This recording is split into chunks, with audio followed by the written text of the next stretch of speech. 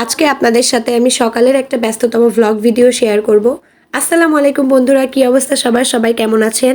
আশা করছি সবাই ভালো আছেন। আলহামদুলিল্লাহ, আমিও ভালো আছি। নতুন একটা ভ্লগে আপনাদের সবাইকে অনেক শুভেচ্ছা জানিয়ে আজকের ভ্লগটা শুরু করছি। তো যত গরমই পড়ুক না কেন, খাওয়া তো আর বন্ধ থাকবে না, তো পেট তো আর গরম দেখবে না, তো পেট হচ্ছে যখন খাওয়ার সময় ক্ষুধা লাগবেই। তো এই জন্য হচ্ছে সকাল সকাল নাস্তা বানাতে চলে এসেছি কিচেনে। যে পরিমাণ গরম পড়তেছে, কিচেনে আসার কথা ভাবতেও ভয় লাগছে, তো কিছু করার নেই। তারপরে যেহেতু ছোট একটা বাচ্চা আছে, সংসার ধর্ম যদি থাকে তাহলে রান্না বান্না সব কিছুই থাকবে, এই আর কি। তো সকালে ঘুম থেকে উঠে ফ্রেশ হয়ে আগে কিচেনে এসেছি। আসার পরে আমি রুটি বানিয়েছি, পরোটা বানিয়েছি। তো আগে আমি একটা পরোটা ছেঁকে নিচ্ছি, নেওয়ার পরে একটা ডিম পোচ করে নিলাম। তো হচ্ছে এটা হচ্ছে আগে আমি আমার ছেলেকে দিয়ে আসলাম যে তুমি হচ্ছে বসে বসে খাও, আমরা তো আস্তে আস্তে খেতে পারবো। তো আস্তে আস্তেই বানাচ্ছিলাম, আর ওকে আগে একটা রুটি আগে একটা পরোটা আর একটা ডিম পোচ করে দিয়ে এসেছি আর কি। আর এখন আমি আমার পরোটাটা সুন্দর করে হচ্ছে সেঁকে নিচ্ছি। আর আমার কাছে পরোটা খেতেই ভালো লাগে, মানে আমি রুটির থেকে পরোটা বেশি পছন্দ করি। রুটি হলে ভাজি বা ডিম পোচ এরকম কিছু করে নেই, আর চা তো লাগবেই। আর পরোটা হলে কোনো কিছু না হলেও চলবে, শুধুমাত্র 1 কাপ চা দিলেই হবে আর কি। তো যার জন্য আমি সুন্দর করে এখানে একটা পরোটা হচ্ছে তেল দিয়ে হচ্ছে সেঁকে নিচ্ছি। ঘি শেষ হয়ে গেছে, যার জন্য আজকে তেল দিয়ে পরোটাটা ভেজে নিলাম।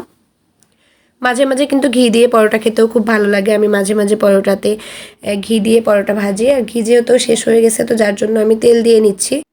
দেখতেই পাচ্ছেন পরোটাটা সুন্দর করে লাল লাল করে হচ্ছে সেঁকে নিয়েছি, একটু কড়া করেই ভাজলাম আর কি, চা দিয়ে খাবো এই জন্য। আর হচ্ছে একটা ডিম ভেজেও নিয়েছি, যেটা হচ্ছে আপনাদের ভাইয়ার জন্য, যেহেতু আপনাদের ভাইয়া রুটি খাবে, সে হচ্ছে 2-3টা রুটি যেহেতু খাবে, তো তার জন্য আমি সুন্দর করে মরিচ পেঁয়াজ দিয়ে একটা ডিম ভেজেছি। আর এখানে হচ্ছে আমি রং চা বসিয়ে দিয়েছি। একটু কড়া লিকার দিয়ে আমি রং চাটা করছি, যাতে হচ্ছে যেহেতু আমি রং চা আগে বানিয়ে নিচ্ছি, তারপরে আমি দুধ আর চিনির সঙ্গে মিক্স করে তারপরে হচ্ছে আমি চাটা তৈরি করবো। এখানে আমি এক এক করে রুটিগুলো হচ্ছে সুন্দর করে ছেঁকে নিচ্ছি আর কি।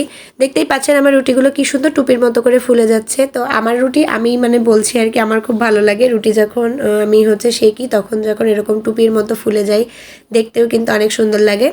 তো একটা চুলায় আমি এখানে রুটি বানিয়ে নিচ্ছি, রুটি হচ্ছে সেঁকে নিচ্ছি, আর একটা চুলায় আমি এখানে চা বানাচ্ছি। আর এক এক করে রুটিগুলা সেঁকে নিচ্ছি আর কি। আপনাদের ভাইয়া পরোটা খুব একটা পছন্দ করে না, সে রুটি খেতেই বেশি পছন্দ করে, তো যার জন্য তার জন্য মানে যে জন্য আর কি তার জন্য রুটি বানাতে হয়। আর আমার ছেলের জন্য পরোটা বানাতে হয়, যেহেতু আমি আর আমার ছেলে পরোটা খেতে পছন্দ করি। রুটি আমি মাঝে মাঝে খাই, কিন্তু পরোটাটাই দেখা যাচ্ছে যে রেগুলার খাই। পরোটা দিয়ে চা এটা আমার খুবই পছন্দ। আর আপনাদের ভাইয়াকে হচ্ছে রুটির সাথে ডিম ভেজে দিয়েছি, তো সে ডিম ভাজি দিয়ে রুটিটা খাবে। আর দেখতেই পাচ্ছেন রুটিগুলো কি সুন্দর ফুলে একদম টুপির মতো হয়ে গেছে আর কি। তো যাই হোক, আপনারা কে কী নাস্তা বানিয়েছেন অবশ্যই কমেন্ট বক্সে কমেন্টস করে জানাবেন। এই গরমে আদেও আপনারা নাস্তা কী কী বানাচ্ছেন অবশ্যই জানাবেন। আর হচ্ছে যারা আমার পেজে ভিডিও দেখছেন, আমার ভিডিও যদি আপনাদের কাছে ভালো লেগে থাকে, লাইক কমেন্ট শেয়ার করতে একদম ভুলবেন না। সাথে আমার পেজটিকে অবশ্যই ফলো দিয়ে যাবেন। আর যারা ইউটিউব চ্যানেল থেকে ভিডিওটি দেখছেন তারা অবশ্যই চ্যানেলটাকে সাবস্ক্রাইব করে দেবেন, আর লাইক কমেন্ট শেয়ার করে দেবেন। তো সবাই ভালো থাকবেন, সুস্থ থাকবেন। আজকে এই পর্যন্তই, আল্লাহ হাফেজ।